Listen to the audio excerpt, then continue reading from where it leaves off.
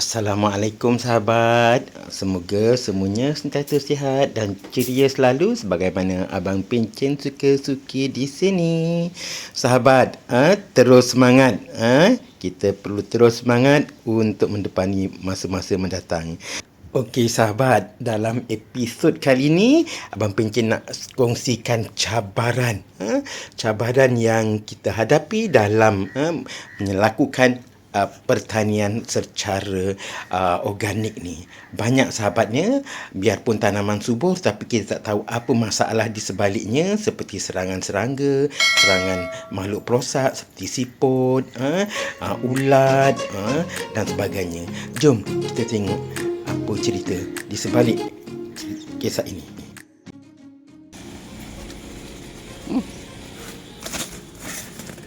Sahabat, sebenarnya cabaran untuk pertanian secara organik ni sangat tinggi. Sebab apa? Dalam organik kita tak digalakkan membakar, menggunakan bahan-bahan kimia untuk tujuan penanaman.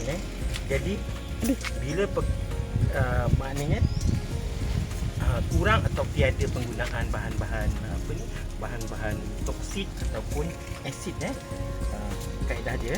So bila kita secara organik sebenarnya dia berasaskan kepada sumber semula jadi, penggunaan bahan-bahan ruangan seperti tumbuhan-tumbuhan kering dan daunan dan juga tinja haiwan. Jadi sebenarnya medium ni menjadi penggalak kepada kesuburan tanah semula jadi dan juga menjadi makanan semula jadi kepada serangga, macam yang saya nyatakan ni, macam ulat gonggok, ulat ke serangga cacing, dan juga kepada kehidupan lain seperti siput, macam hari tu saya cakap ada siput bulan, siput babi ataupun yang siput bulat-bulat tu. Jadi medium ni dia akan memakan benda-benda macam ni, dan secara tak langsung berlaku antara masalah kepada nak mengatasi kesuburan tanah dan juga akibat daripada kesuburan tanah tu serangan daripada serangga binatang-binatang tadi. Jadi kalau macam kebun bandar Abang punya suka-suka ni, masa sekarang ni kita ada masalah apa sayang, kita ada ancaman siput sayang, ancaman siput babi. Kalau kita penggunaan baja secara organik ni, kadang-kadang bila kita tak gunakan baja racun serangga, dia akan macam ni lah. Buah-buahan akan diserang dengan ulat buah, lalat buah. Jadi itu salah satu punca dia. Dan cara pemusnahannya nak kena betul. Kalau macam ni saja sebenarnya tak betul kita musnahkan macam ni. Yang terbaik adalah kita tanam. Masalah tu kita tanam dalam tanah. Bukan masalah yang ditanam, tetapi pembawa masalah tu, umpamanya kalau yang menjadi masalah tu adalah serangga tu puncanya daripada pembiakan lalat buah. Lalat buah tu dia akan mewujudkan ulat. Jadi untuk membunuh dia, selain daripada bunuh lalat buah tu, ataupun kita buah-buahan yang mengundang ulat tu tidaklah ditanam. Itu kaedahnya. Tapi untuk sesi yang ni saya akan mengatasi fokus kepada masalah untuk mengatasi masalah. Sekarang ni saya ada serangan siput babi. Siput babi ni saya akan gunakan racun serangga. Racun serangga dia racun siput babi lah. Racun siput lah. Dia ada siput batu, siput apa kita akan gunakan racun siput. Saya gunakan baja ni sahabat, baja Milagro. Nampaknya Milagro Miracle of Life. Ini untuk mengekalkan kesuburan tanah. Pada orang tanya sahabat ni, macam mana tanah ni sikit aja tapi banyak tanaman. Jadi untuk kesuburan tanah, jaminan dia untuk kekal survive, kita kena gunakan baja yang organik sahabatnya. Pemuliharaan tanah, kita bukan sahaja nak menelbur tetapi kita nak pelihara tanah. Jadi bila kita pelihara tanah, organisma yang ada dalam tanah tu dia hidup bersama untuk menyuburkan tanah. Mungkin ada sumber-sumber serangga ke binatang ke whatever, makhluk yang diperlukan untuk menyuburkan tanah secara semua jadi seperti cacing ke apa. Jadi kalau kita gunakan baja kimia, dia boleh subur tanah tetapi dia panas. Bila panas, makhluk-makhluk tu tak dapat hidup, tak dapat hidup untuk membantukan sama. Sebab kalau macam ni, macam daun-daun macam ni, saya akan jadikan dia sebagai baja organik saya. Saya akan pulangkan balik ke dalam tanah melalui proses semula jadilah kita buat dia sebagai baja organik. Saya gunakan baja ni. Tapi masalah ni sekarang ni, masalah dia kenapa sahabat? Masalah dia harga dia dah naik. Kita tak tahu masalah. Okeylah sebab kos dia dah naik Jadi bila tanah subur, hidup, serangga hidup, datang pula serangan binatang. Datang serangan siput lah. Lately ni ada serangan siput. Saya terpaksa gunakan baja ni. Ini ada sedikit campuran yang baja ni, racun serangga ni, bukan baja. Racun serangga ni, racun siput berbutir. Butir ni, nak nampak gambarnya. Ini sebenarnya bahan racun makhluk perosak. Racun makhluk perosak yang terkawal. Kalau untuk jual ini, sahabat, ini kena ada lesen ni. Kalau sembarang-sembarang tak ada lesen, tak boleh jual. Ini susah nak dapat. Hanya kedai berlesen aja yang ada lesen yang boleh jual butiran ni. Kalau butiran ni kita campak aja macam ni. Saya buat bismillahirrahmanirrahim. Kita tengok habis kita buat testimoni nanti besok kita tengok apa kesudahan ni.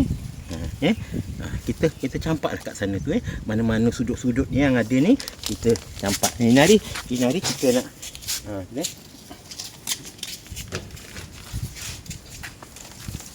kita campak ni Ini secara random lah sahabat ni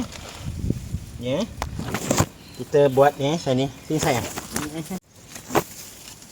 Okey ini secara random lah kita campak mana-mana ni kalau ada siput ni. Sebab kita tak tahu siput ni sebenarnya dia bersembunyi di celah-celah daun dalam tanah Jadi contoh dia macam mana sahabat ni. Nampak pun macam semak-semak macam ni, daun-daun macam ni kita tak tahu sebenarnya siput tu sembunyi kat dalam tu je. Tapi kalau untuk jadikan kalau kita sahabat kita, kalau kita nak jadikan kita punya tanaman ni secara organik, kita tak boleh simply kita keringkan, kita pergi buat pembakaran secara terbuka ke apa macam tu, salah sahabat especially kat bandar-bandar bersemangat macam ni. Saya tabur dia sahabat ni, kita pun tak tahu kat mana dia je. Nanti dia punya bau dia akan attack serangga tu, serangga tu akan makan kita mulakan dari sini. Kita dah mulakan sahabat ni. Tabur saya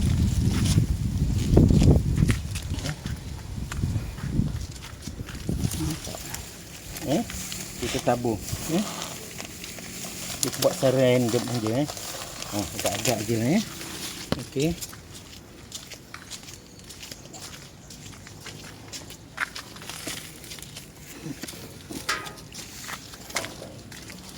Sahabat kita tabur je sahabat kita tengok besok apa cerita ni sebab apa serangga ni ada macam siput ni sebenarnya kita tak nampak siang-siang hari macam ni, tak nampak tapi dia nampak sebelah malam. Kita tabur dapat kita tabur macam tu. Kita cuba kita letak kat dalam ni saya punya baja organik saya letak sini. Alhamdulillah. Okey sayang, kita tunjukkan yang kat tanam dalam pasu ni. Dalam pasu ni pun tak nampak sahabat kita cuba je kita letakkan setiap pokok tu kita letak setiap pasu. Kita tengok kat mana ni datang di serangga ni. Bismillah.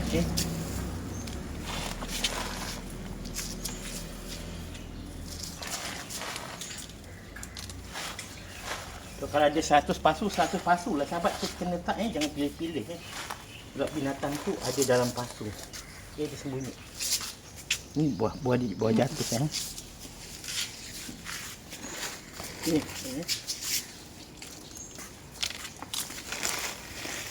Kita tabur.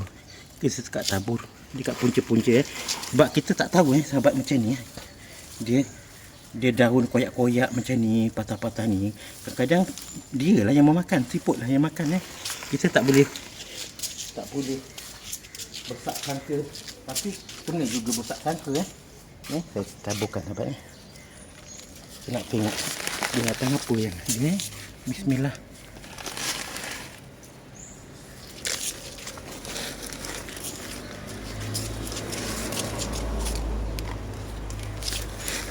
Sebabnya sahabat, bukan orang kata kenapa tak bersih tanam dalam dalam pasu ada dan daun tapi seelok-eloknya kan setiap pokok ni dia ada perlu pelindungan ada pelindungan. Tanah ni pun nak dilindungi, jangan terdedah sangat dengan matahari jangan terdedah sangat pada air jadi kita kena ada juga letakkan sabut ataupun serangga-serangga lain macam ni sahabat macam ni pesan dia di peringkat awal saya cuba dulu, tapi saya nak tengok berapa banyak sebenarnya yang ada ni saya tengok jadi saya terpaksa tabur semua pasu ni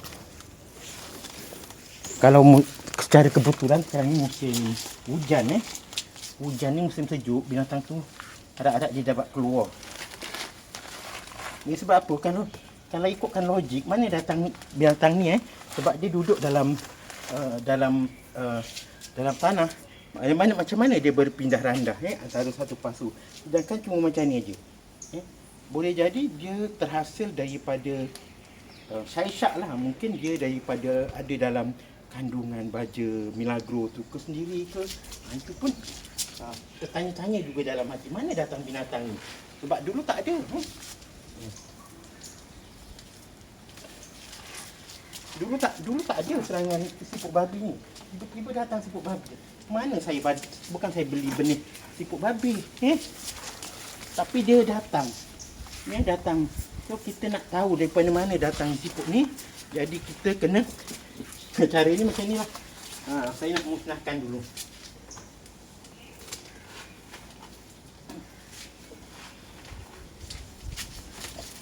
Jadi memerlukan sedikit kesabaran lah, bukan sikit banyak kesabaran Kita nak kena tengok. Kita nak pelik sayang. Saya tak. Macam mana dia boleh duduk dalam pasu ni? Bukan dia berpindah randah ke dia bergerak tu? Bergerak waktu bila? Waktu malam. Semua bermain dalam fikiran. Tak dapat tidur, abang pencet suka-suka mikirkan dia. Tapi nyenyak lah juga. Allah Akbar. Kita buat testing kali ni. Setiap pokok mesti kita tabur untuk memastikan bahawa tidak ada yang terkecuali. Ni saya. Okey, ni ada yang pokok yang tertinggal. Ni pokok besar ni. Pokok besar ni Okey. Even this one pun saya cuba tengok Saya pun pelik juga mana datang ni. Okey, lepas ni saya.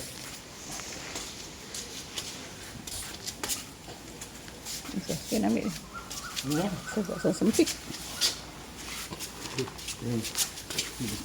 Okey, ni kita tabur. Kita tak terkecuali lah sahabat Tak ada. Sempit. Macam mana siput tu boleh masuk kat situ pun kita buat.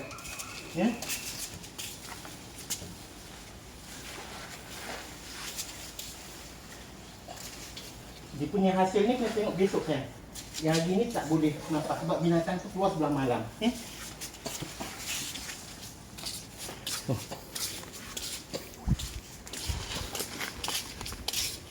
Okey.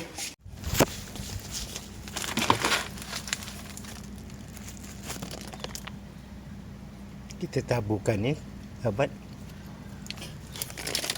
Kita tabur.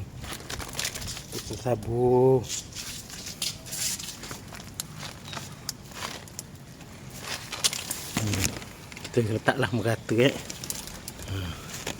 Kita tengok nanti. Yang kuning-kuning tu. Kita tengok nanti apa hasil ni. Letak sayang Okey sahabat. selesai sudah kerja-kerja apa ni, menabur racun serangga ni sahabat kita cubalah sebaik yang mungkin. Kita dah berusaha. Sebab apa sahabat siput babi ni kalau kita tak bunuh, dia akan biak merata nanti kita tak tahu pembiakan dia macam mana, tapi yang dah tentu telur dia tu mungkin beriban-iban dibiak dalam tanah tu dia hidup, kemudian dia membiak yang ada pro dan kontra dia serangga ni untuk kesuburan tanah kita. Mungkin ada yang mungkin dia boleh menyuburkan ataupun sebaliknya dia boleh menjadi pemusnah bagi tanaman kita. Tapi kalau di setengah-setengah negara jiran kita, subhanallah, negara jiran kita, siput babi ni dia tak dipanggil siput babi, dipanggil dia berkicut. Tak silap saya dipanggil berkicut setengah negara jiran kita. Siput ni dijadikan sebagai salah satu daripada makanan, boleh dimakan. Dia makan boleh didapati siput yang telah diproses ini di restoran-restoran ataupun kedai-kedai makanan yang menyediakan makanan tersebut. Tapi kalau di Malaysia ni belum ada lah.